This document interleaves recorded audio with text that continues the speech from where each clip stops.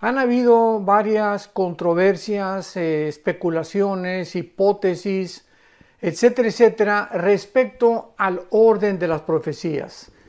Y esta es la razón por la cual dentro del cristianismo escuchamos palabras como pretribulacionismo, posttribulacionismo, amilianismo, postmilianismo, etcétera, etcétera. ¿Qué quiero decir con esto? Bueno, cuando decimos pretribulacionismo, está dándonos a entender este término que antes de la tribulación va a venir el arrebatamiento de la iglesia.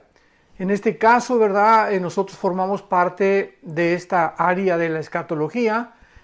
Creo firmemente, como lo quiero demostrar a través de las Sagradas Escrituras, de que la iglesia no va a atravesar la gran tribulación. Por eso se llama pre significa antes tribulacionismo, antes de la tribulación. Cuando hablamos del post-tribulacionismo, hablamos de personas o cristianos que creen que es hasta la segunda venida de Jesucristo, junto con el arrebatamiento, que se llevan a cabo estos dos eventos. O sea, en la segunda venida de Jesucristo viene el arrebatamiento y al mismo tiempo Él desciende del cielo. Lo cual pues ya es muy, pero muy difícil de sostener. Y luego tenemos el amilianismo, cristianos que creen que ya todas las profecías se cumplieron, que todo sucedió en el año 70 después de Cristo, que las profecías del Apocalipsis también ya se ha cumplido, que la semana 70 de Daniel ya se ha cumplido. Y entonces vemos estas diferentes posturas o perspectivas que existen, y esto es debido a que estamos ni más ni menos analizando, profundizando, escudriñando, penetrando en la mente de Dios. La Biblia es la mente de Dios revelada. Y claro que no creo que haya ni siquiera un 5 o un 10% que podamos encontrar de la mente de Dios, dada nuestra finitud y nuestra limitación intelectual y también de comprensión. El apóstol Pablo escribió que todavía estamos mirando a través de como un espejo. Cuando éramos niños, 1 Corintios 13 dice Pablo, hablábamos como niños, pensábamos como niños. Cuando vamos creciendo, vamos desarrollando nuestra capacidad de comprensión. Y cuando ya llegamos a la edad adulta, pues ya tenemos un poquito más de madurez para poder percibir las cosas que nos rodean, entender cosas que no entendíamos ni en la infancia ni en la juventud. Y es exactamente igual con la vida cristiana. La vida cristiana tiene etapas, o sea, un recién convertido no puede entender el libro de Apocalipsis, ni Ezequiel, ni Daniel. Tiene que comenzar con la leche, igual que un recién nacido. Un bebé recién nacido no le puedes dar jamón, no le puedes dar una chuleta de puerco, ¿verdad? Porque se empacharía, se atragantaría, pero cuando va creciendo, después de un año de la leche de la mamá, ya brinca alimentos un poquito sólidos, que el gerbercito, que el jamoncito picado, y así el bebé, la naturaleza humana se va adaptando al alimento de acuerdo al crecimiento. Es exactamente igual en la vida espiritual. Dice el apóstol Pedro que crezcamos y deseemos la leche espiritual, que es la Biblia, como niños recién nacidos, para que crezcamos para salvación. Muy bien. Ahora con este preámbulo puedo yo comenzar a entender claramente por qué hay estas diferencias, posturas dentro del cristianismo, y no nos queda más que escudriñar las escrituras, buscar cuál postura tiene más peso teológico, simplemente, ¿verdad? Y tratar de poder llegar a una solución. ¿Por qué creo esto? Porque no puede haber dos verdades. No puede haber tres verdades, o sea, algo tiene que ser, o una postura tiene que ser la real. Yo recuerdo cuando inicié mi vida cristiana, me eduqué con misioneros bautistas y me enseñaron bastante de la doctrina bautista, estoy muy agradecido. Después estuve con hermanos pentecostales, los hermanos bautistas, vivíamos en Acapulco, se fueron y comencé yo a recibir la doctrina pentecostal. que todos desde luego somos hermanos en Cristo, ¿no? Pero la postura pentecostal tiene su perspectiva del bautismo del Espíritu Santo, de los dones espirituales, y después de los bautistas y los pentecostales, yo veo detrás de todo esto la mano de Dios. Para que yo pudiera ver el panorama de la mayor parte de las denominaciones, posturas de hermanos, y poder darme cuenta que yo tenía que llegar a un momento en el que tenía que decidir con cuál doctrina me iba a quedar, qué doctrina iba a enseñar, pero con convicción. Porque cuando predicamos la palabra, tiene que ser predicada con autoridad y con convicción. Y pues en tercer lugar estuve con los presbiterianos, estudié la famosa teología de la Reforma, el calvinismo, el hipercalvinismo, la doctrina de la predestinación, de la depravación humana, la expiación limitada, bueno, todo lo que enseña la famosa doctrina o teología de la Reforma.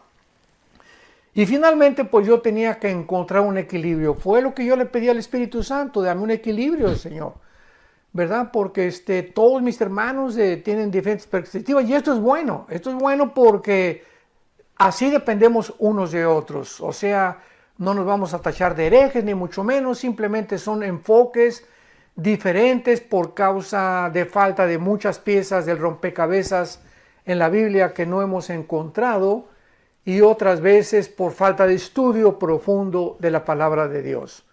Así que pues yo anhelo, ¿verdad?, que todos ustedes que nos escuchan y que ven estos videos y están aprendiendo de la Biblia, tú juzgues por ti mismo, después de analizar las evidencias que podamos presentar, realmente cómo pueden tener cabida dentro de tu alma, dentro de tu entendimiento, para que puedas trazar bien la palabra de verdad.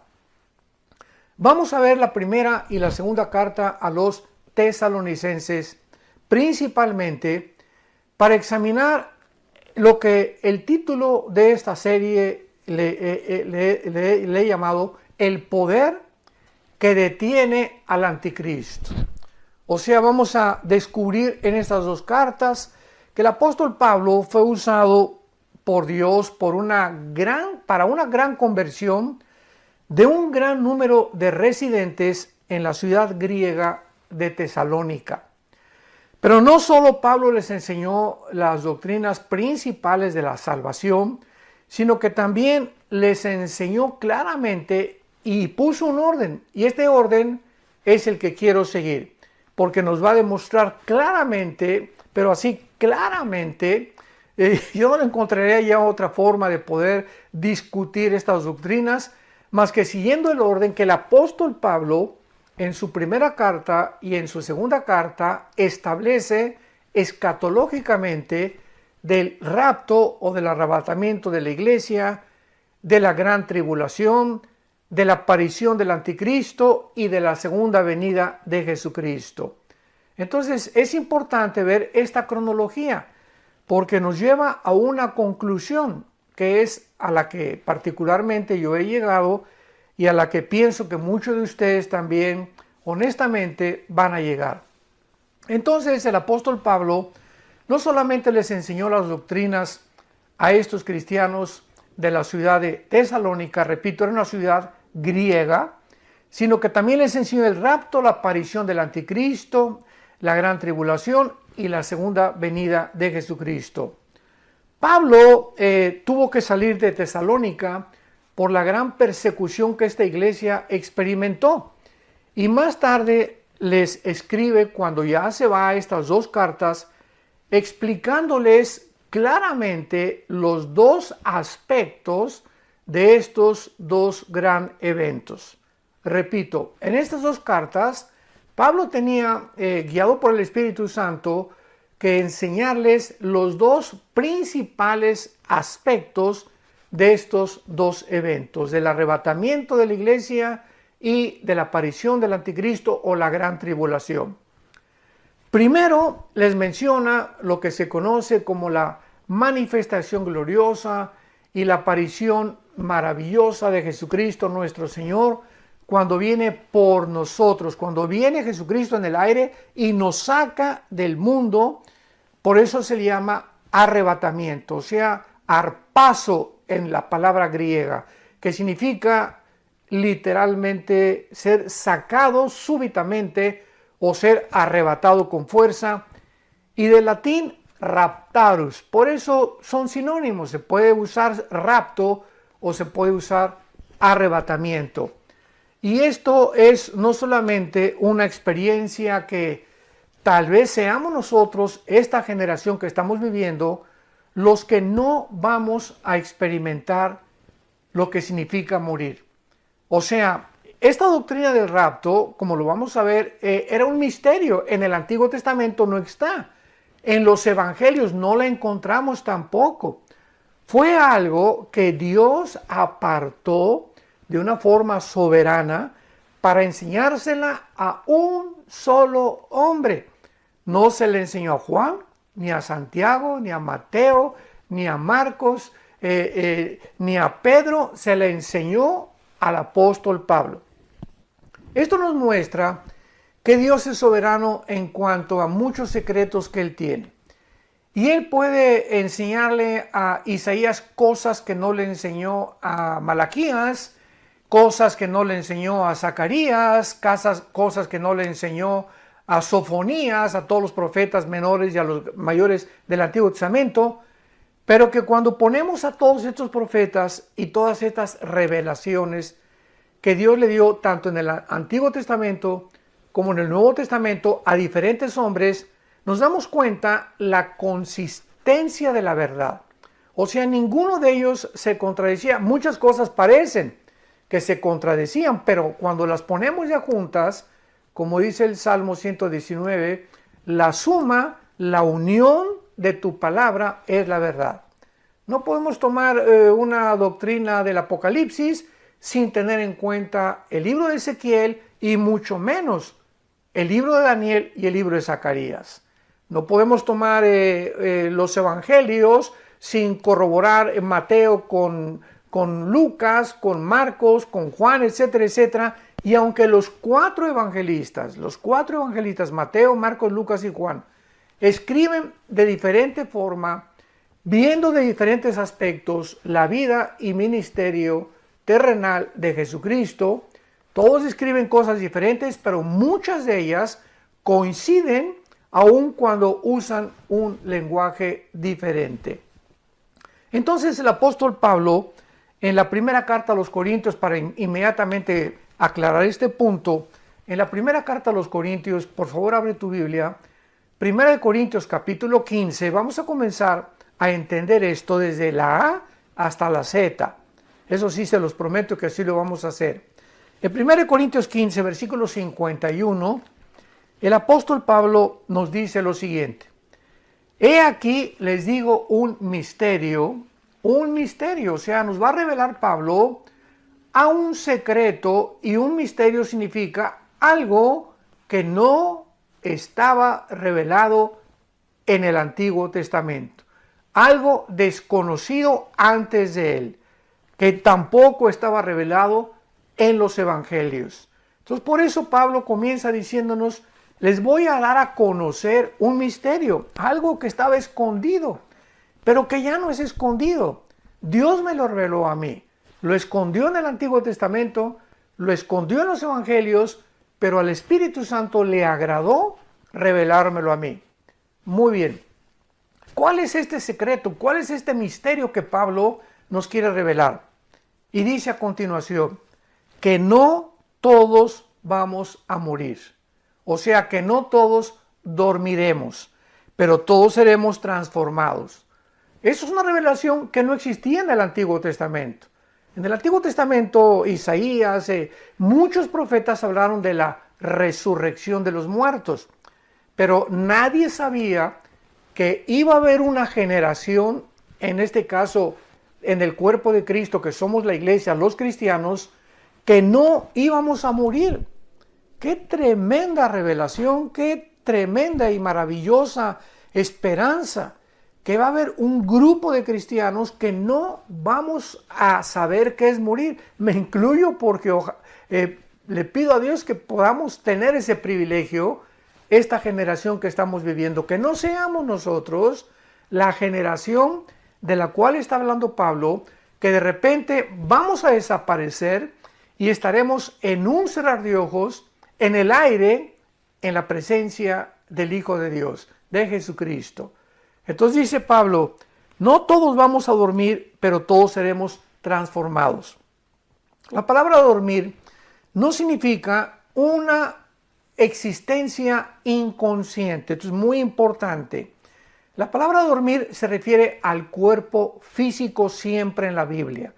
Dormir es el cuerpo, pero la Biblia nos habla claramente, sin ningún lugar a dudas, que en el momento de la muerte, como en Génesis 35, etcétera, etcétera, sale de nuestro cuerpo el alma y el espíritu. En el momento de la muerte, tu alma y tu espíritu, mi alma y mi espíritu, sale inmediatamente del cuerpo y nos vamos, ¿verdad?, a la presencia de Dios, o los que no son cristianos, su alma y su espíritu salen para bajar al Sheol, que en el Nuevo Testamento se tradujo Hades, que es una transliteración del hebreo al griego. La palabra Sheol en el Antiguo Testamento se usó para el lugar, no de la tumba, porque claramente nos muestra el Antiguo Testamento que en el Sheol las gentes estaban conscientes, tenían una existencia consciente.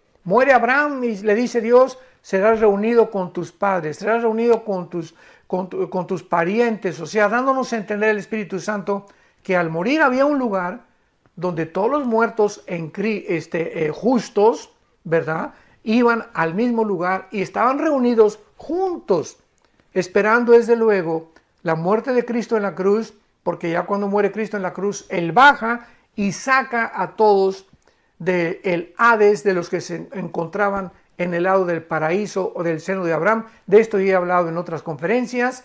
Y ahora desde Cristo a nuestros días, de Cristo a nuestros días, todos los cristianos que han muerto desde Pentecostés hasta nuestros días del año 2021 en que nos encontramos, ahorita estamos en el mes de abril, a finales del mes de abril estoy compartiendo esta conferencia. Todos los cristianos en el momento de la muerte salimos inmediatamente de nuestro cuerpo y nos vamos con el Señor, inmediatamente. Pero si tú no has muerto o yo no he muerto y el rapto viene tal vez acabando esta conferencia o mañana, un mes, no sabemos, un año, 2 años, no sabemos si somos nosotros los que vamos a participar de esta maravillosa experiencia. De repente vamos a ser transformados.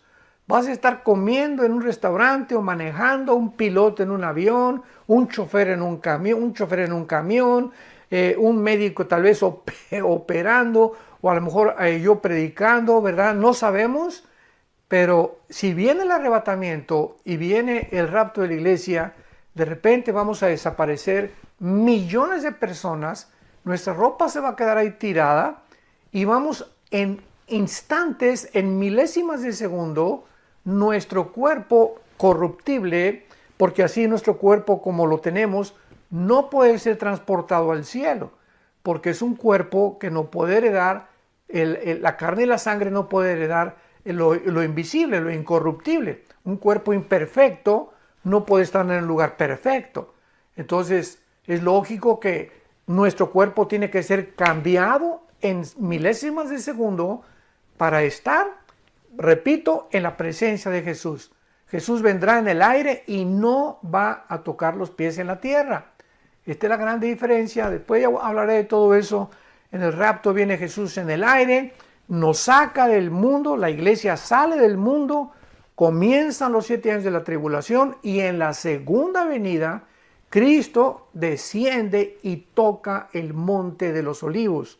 Zacarías capítulo 14, versículos 2 y 3. En la segunda venida Él toca los pies en el monte de los olivos y en la segunda venida Él viene con nosotros. Dice Apocalipsis 19, en un caballo blanco y los ejércitos le seguían y todos nosotros venimos junto con Él a establecer su reino milenial o el reino mesiánico prometido a los profetas y al rey David en particular. Muy bien, continuamos en 1 Corintios 15. Quiero ir despacio, como lo puedes notar, que tenemos que ir despacio en el escudriñamiento y en la exposición de la palabra de Dios.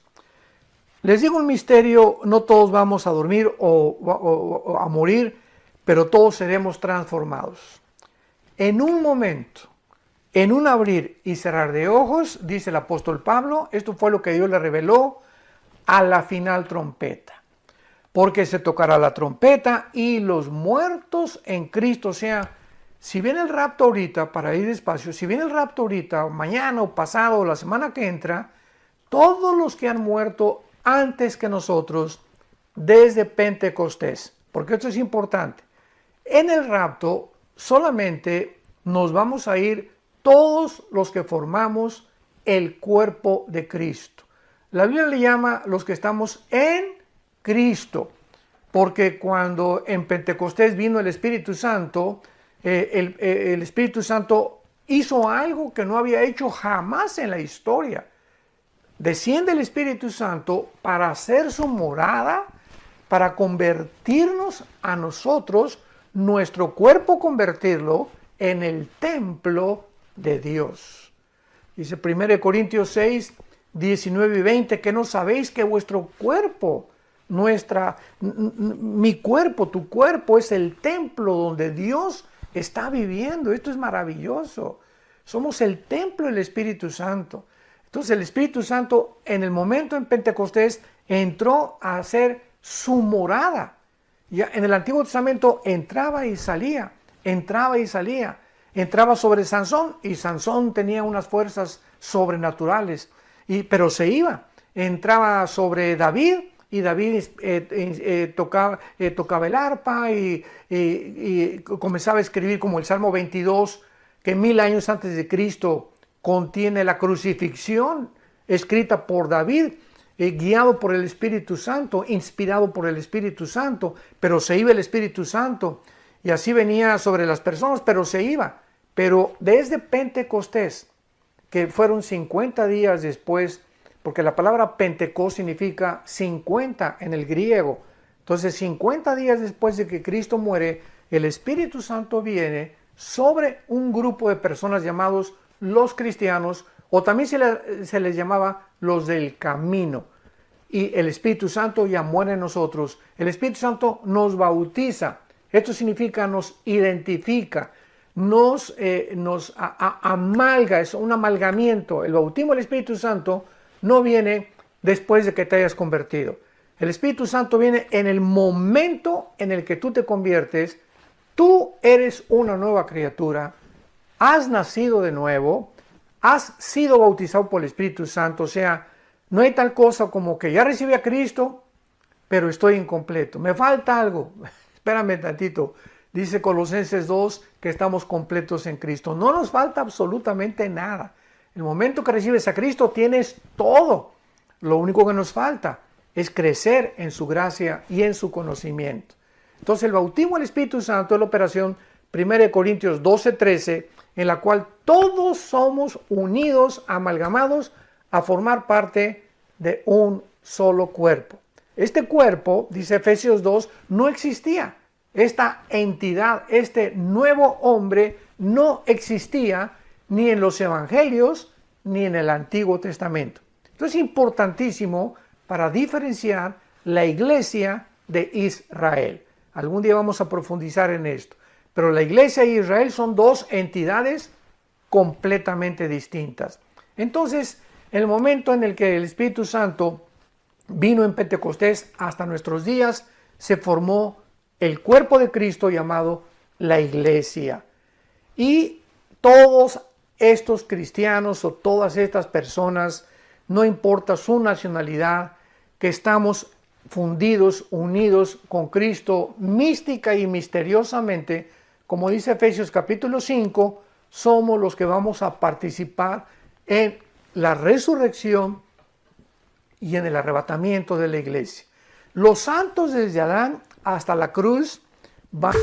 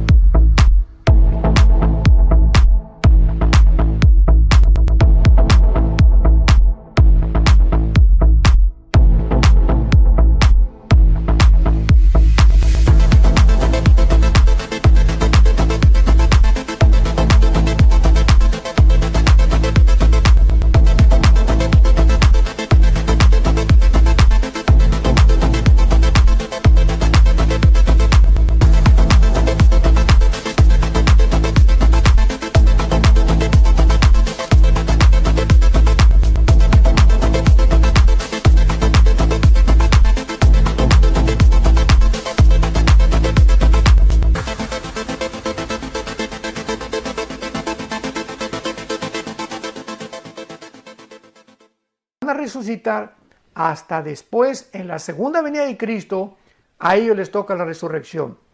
Como lo sabemos, hay tantas cosas, ¿verdad?, que explicar.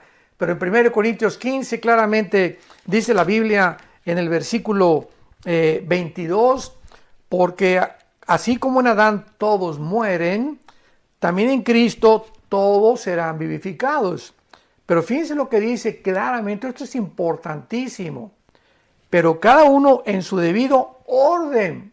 O sea, hay un orden para la resurrección. Los primeros que van a resucitar, los que siguen, los terceros, etcétera, etcétera. Porque primero se le llama la resurrección de todos los justos y los últimos en resucitar, Apocalipsis 20 del 11 al 15, serán todos aquellos que rechazaron a Cristo y todos aquellos que se rebelaron habiendo tenido un pleno conocimiento de la palabra de Dios. Bueno, y Pablo dice aquí en nuestro pasaje, 1 Corintios 15, he aquí os digo un misterio, no todos dormiremos, todos vamos a ser cambiados inmediatamente, en un abrir y cerrar de ojos, a la final trompeta, los muertos serán resucitados, incorruptibles, y luego nosotros. Si Cristo viene, os repito, mañana, ahorita, una semana, todos los muertos antes que nosotros van a resucitar primero. Y ya que resuciten ellos, nos vamos nosotros, seremos transformados, y en el aire seguimos y nos unimos junto con ellos para recibir al Señor Jesucristo en los cielos. Los muertos resucitarán con nuevos cuerpos y nosotros, como no morimos, vamos a ser transformados inmediatamente. No vamos a saber lo que es morir. No vamos a experimentar pasar por el túnel de la vida, o lo como el rey David le llamaba, el camino que seguimos todos los hombres. Así le llamaba David a la muerte, el camino de todos los hombres. Porque está establecido los hombres que muramos una sola vez. Y después de nuestra muerte no hay limbo, no hay purgatorio, no hay segunda oportunidad, no hay tercera oportunidad. Una vez que tú mueres y una vez que yo muero, morimos porque hemos decidido en esta vida el lugar donde vamos a querer.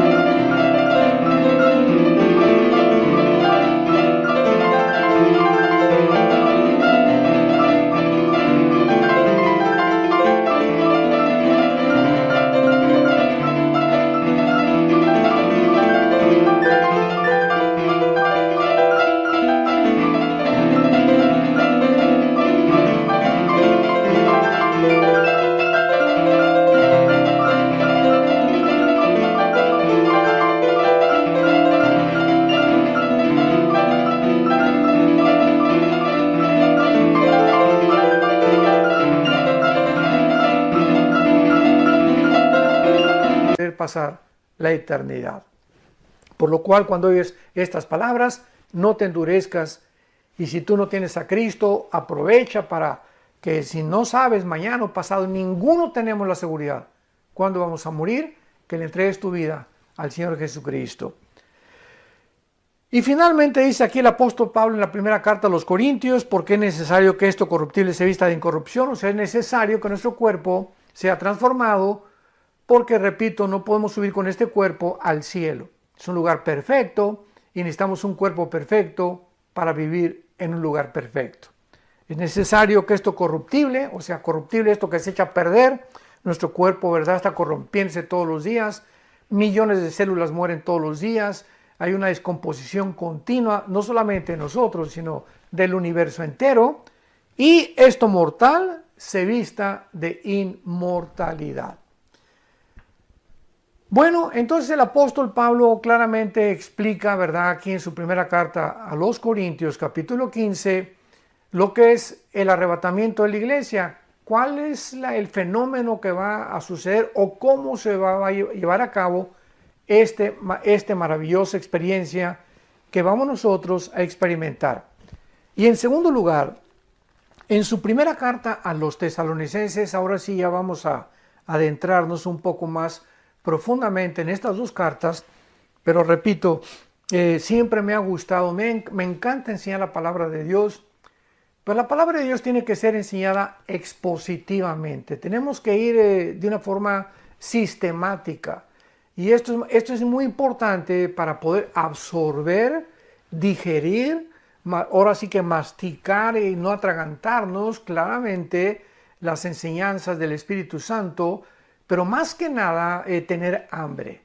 Si tú me escuchas y eres un cristiano que tienes hambre, que te apasiona oír, que quieres saber, etcétera, etcétera, y además que algún día te puede Dios llamar para que tú también enseñes esto a tus hijos, a tus padres, a tu novia, a tu novio, no sé, Dios te va a iluminar, porque necesitamos tener esa pasión de no solamente comer la palabra y enriquecer nuestro entendimiento y nuestro conocimiento de Dios, sino que Dios nos da para que nosotros demos. Nunca Dios nos da nada para que lo guardemos para nosotros. Dios le dijo a Abraham, te bendigo para que tú bendigas a los demás.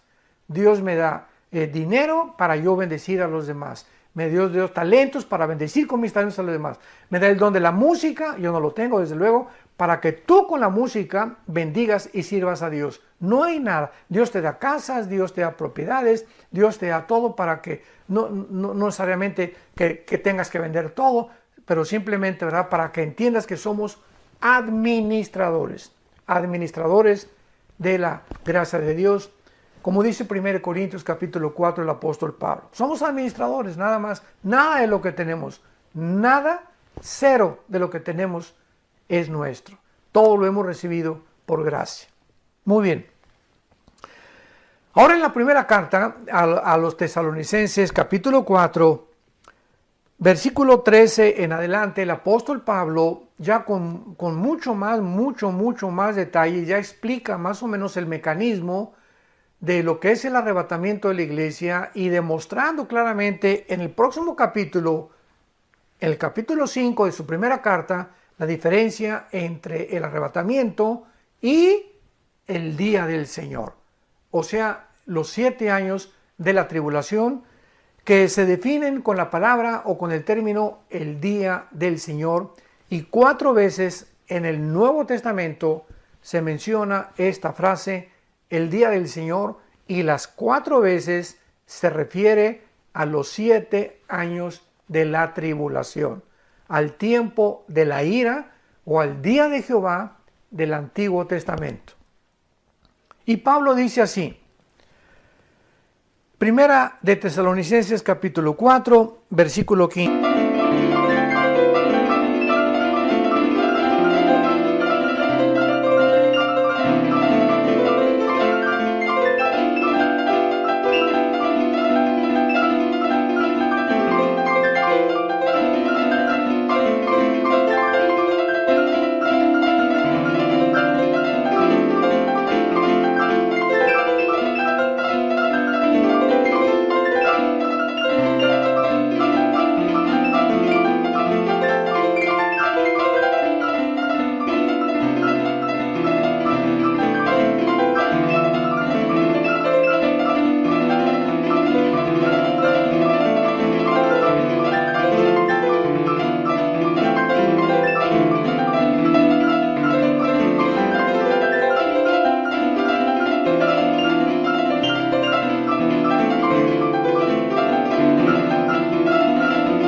Por lo cual decimos esto en palabra del Señor. Es Cristo el que le enseñó esto al apóstol Pablo. Como lo vimos ya, fue una revelación dada a él. Por eso dice en palabra del Señor. No son palabras mías, son palabras del Señor, dice Pablo. Que nosotros, que vivimos, que habremos quedado hasta la venida del Señor, no precederemos a los que durmieron. Porque el Señor mismo con voz de mando, con voz de arcángel y con trompetas de Dios, descenderá del cielo. Cristo descenderá físicamente del cielo.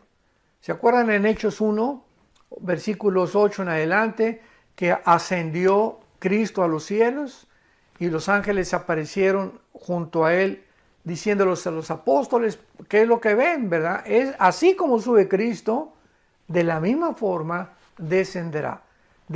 Imaginémonos esto, en el arrebatamiento va a descender del cielo, se va a detener a la mitad del cielo porque nadie lo va a ver más que nosotros, los que seamos arrebatados, y Él, así como resucitó con su cuerpo glorificado, nos uniremos con Él en el cielo para irnos con Él en el cielo, y mientras pasan los 7 años de la tribulación aquí en el mundo, estaremos en el cielo en lo que se llama el tribunal de Cristo.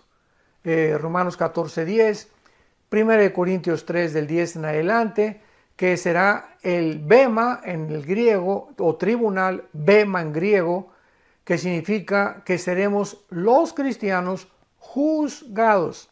A ver, con cuidado. Los cristianos, cuando muramos, vamos a ser juzgados, no por la salvación, porque la salvación no la podemos perder. Ya nuestra salvación fue conquistada, ganada en la muerte de Cristo. Él nos dio la salvación que tenemos, una salvación que no es nuestra, que nos es imputada por gracia, y que gracias al sacrificio de Cristo tú y yo podemos reunirnos con Él en algún día. Entonces nuestra salvación, ¿verdad?, no tiene que ver ya en el tribunal de Cristo, en el bema, con B grande, bema en el griego de Cristo. Repito, Romanos 14:10, 1 Corintios 3 del 10 en adelante. Entonces ahí en el juicio de Cristo, en el tribunal de Cristo, vamos a ser juzgados por nuestras obras. 2 Corintios 5:10, cada quien Dios le dará lo que hicimos siendo cristianos, porque nuestra vida de ser cristianos fue borrada completamente. No hay nada de antes de ser cristianos que Dios nos va a sacar o a acusar, porque el que está en Cristo, nueva criatura es. 2 Corintios 5:17, somos una nueva creación. El que está en Cristo es una nueva creación. Las cosas viejas pasaron, todas son hechas nuevas. Entonces, en el tribunal de Cristo vamos a ser juzgados por todos los dones y los talentos que Dios te dio.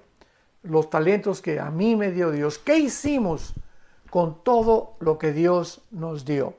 Las oportunidades que nos dio vergüenza hablar de Cristo ante la familia o ante los amigos o en tu trabajo. Las oportunidades que Dios nos dio para poder ayudar a la obra de Dios, para sostener la obra de Dios. Las oportunidades que Dios nos dio para poder usar nuestros talentos musicales. A lo mejor tú sabes tocar la guitarra o la batería o la trompeta, o estudiaste música, el piano, y nunca te has acercado en tu iglesia a decirle al pastor o al coordinador de la alabanza: hermano, tengo libres el domingo 2 horas, quiero cooperar con tocar con la alabanza, etcétera, etcétera. En fin, Dios nos va a juzgar conforme eso. Y muchos cristianos, dice 1 Corintios 3 del 10 en adelante, muchos cristianos serán avergonzados, porque casi ni fruto llevaron. Pasaron al cielo, decimos aquí en México vulgarmente, de panzazo, con 6 de calificación, ¿verdad? 5 es reprobado, 6 es ya de...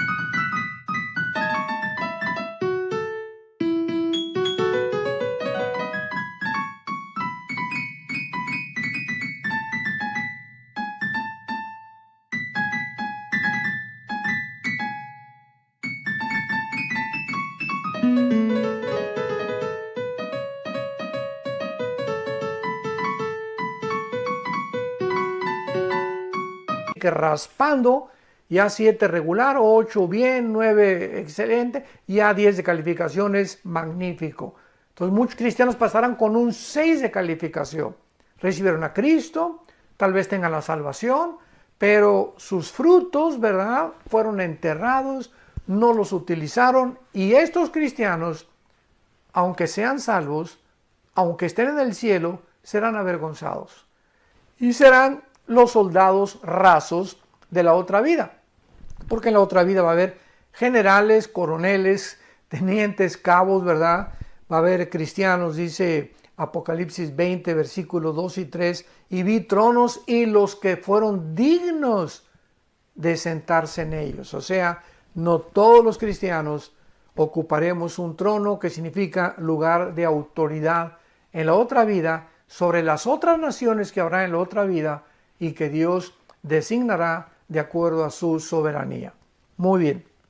Entonces, dice Pablo que descenderá del cielo y los muertos en Cristo resucitarán primero. Y luego nosotros, ya lo vimos hace unos minutos, una vez que resuciten todos los muertos antes que nosotros, luego nosotros, versículo 17, los que estemos vivos, los que hayamos quedado, o sea, los que vivamos hasta que venga el rapto, seremos arrebatados. Arpazo, repito, el arpazo, escríbela. Es la palabra arpazo, tal como suena con A de Armando y con Z, arpazo, que significa seremos sacados, arrebatados, fuera del mundo, súbitamente, repentinamente, como lo vimos en Corintios, de una forma imperceptible, un parpadear de ojos, millones de personas desapareceremos de esta tierra. Y dice la Biblia a continuación, seremos arrebatados juntamente con ellos en las nubes para recibir al Señor en el aire. Qué grande diferencia, ¿verdad? Qué clara es la Biblia. El arrebatamiento no tiene que ver nada con la segunda venida. El arrebatamiento viene el Señor y nos saca a nosotros en el aire, no pone los pies en la tierra. Hasta la segunda venida desciende con nosotros, pasando después de los 7 años de la tribulación, y pone sus pies en el monte de los olivos, Zacarías 14, 2 y 3. Entonces son dos eventos completamente diferentes. ¿Por qué tenemos que mezclarlos? ¿Por qué tenemos que confundir al Espíritu Santo? Lo vamos a mostrar todavía con muchas más evidencias más adelante. Y fíjense lo que dice a continuación. Y así estaremos siempre con el Señor. Por lo tanto, dice Pablo, en vista de esta maravillosa revelación, aliéntense, confórtense unos a otros con estas palabras. O sea, los cristianos no estamos esperando al anticristo ni la gran tribulación. Oye, si yo supiera que voy a pasar a la gran tribulación, pues realmente no me dejaría dormir, ¿verdad? ¿Y qué va a pasar? Y con mis hijos, y no vamos a comer, y vamos a ser, etcétera, etcétera, perseguidos. Y no es esta esperanza la que la Biblia nos da. La Biblia nos da una esperanza gloriosa, maravillosa, la manifestación y aparición gloriosa de Jesucristo, dice Tito capítulo 2, versículo 10, de Jesucristo en el aire para llevarnos con Él. Y este es el aliento que tenemos, que ya nos vamos. Ya no sabemos, pero ya se oye la voz del novio en el aire. Ya los cascos del Apocalipsis se escuchan en el cielo. Ya nos encontramos en la orillita.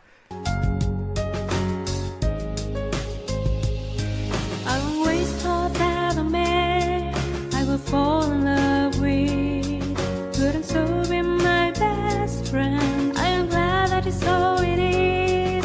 I am glad that it's so it is. You are my dearest friend, with whom I have never kept any secrets. You know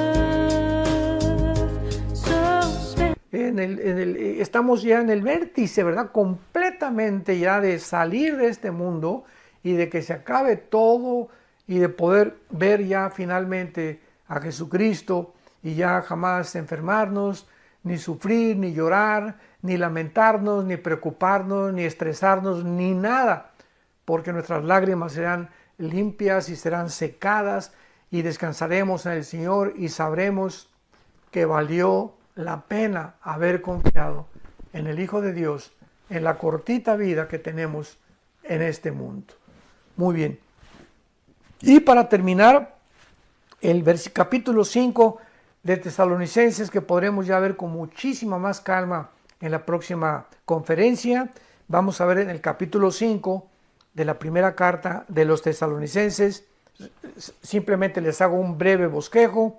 Dice Pablo: pero acerca de los tiempos, o sea, ya nos habló del rapto. Sigamos este orden, recordemos. Ahora dice Pablo: acerca de los tiempos y de las ocasiones, no tienen, hermano, necesidad que yo les escriba, o sea, no tiene necesidad que yo les diga el orden de los tiempos. Los tesalonicenses, de alguna manera, ya estaban conscientes de qué forma esto iba a suceder, pero seguían confundidos. Así como nosotros. Tenemos la Biblia aquí delante de nosotros. Las cartas de Pablo, ya está completa la Biblia, y en el mundo cristiano sigue la confusión. ¿Qué si el cristiano va a ir al rapto? Otros hasta se han atrevido a negar que existe el rapto. Otros que vamos a pasar la tribulación, otros que al final de la tribulación, otros que después del milenio, otros que no va a existir el milenio. Es increíble que no hemos cambiado después de 2000 años. La misma confusión que tenían la iglesia de Tesalónica y los corintios la tenemos nosotros en el siglo XXI. Y todo esto porque no escudriñamos las escrituras como debe ser. Es todo. Porque Dios no nos ha dado un espíritu de confusión. Dios no es un Dios de confusión, le dijo a los corintios. Dios es un Dios de orden. En todo hay un orden en lo que hace Dios. Y cuando nos adentramos en este orden, podemos entender, poniendo en orden la A, la B, la C, la D, etcétera, etcétera, en el archivero, entonces tenemos una clara comprensión. Pero si yo tengo un archivero donde la B está en la A y la A está en la C, pues entonces no puedo encontrar rápidamente las cosas que busco, porque hay un desorden en mi archivero mental. Entonces Dios quiere que podamos ya poner en orden nuestra mente, y es necesario, repito, es necesario escudriñar las escrituras diligentemente, perseverantemente en oración. Pedirle a Dios con pasión: Señor, quiero conocer la verdad, quiero seguirte con todo mi corazón, pero no solamente, repito, para conocerte, sino para poder compartir el glorioso evangelio, las buenas noticias que Jesucristo nos vino a traer al mundo, que tú estabas, Señor, en Él, reconciliándonos en la cruz, perdonándonos nuestros pecados, no tomando en cuenta todas las maldades que hicimos antes de ser cristianos, sino para que nos dieras la vida eterna. Que Dios te bendiga. Y yo ya no aguanto en compartirles la segunda parte de este estudio, el poder que detiene al anticristo. Que Dios te bendiga y recibe a Cristo hoy que tienes vida, hoy que tienes salud, hoy que tu mente está clara y fresca. No pierdas más el tiempo. Invítalo a tu corazón.